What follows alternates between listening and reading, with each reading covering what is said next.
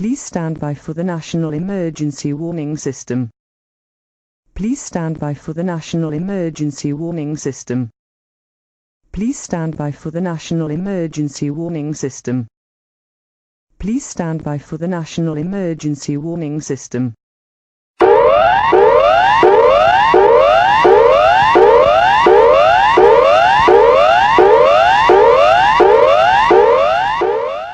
Information about a nuclear attack against this country has been received.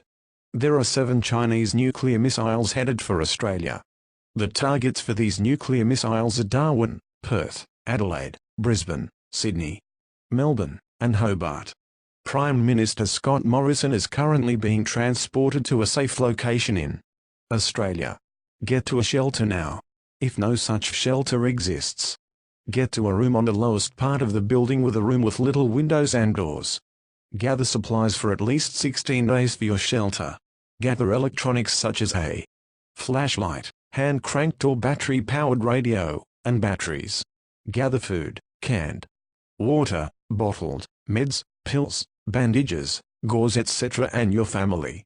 If you are within 5 minutes of your destination, complete it now. If you are not, get into a nearest building or ditch and take cover there. Do not use the telephone lines.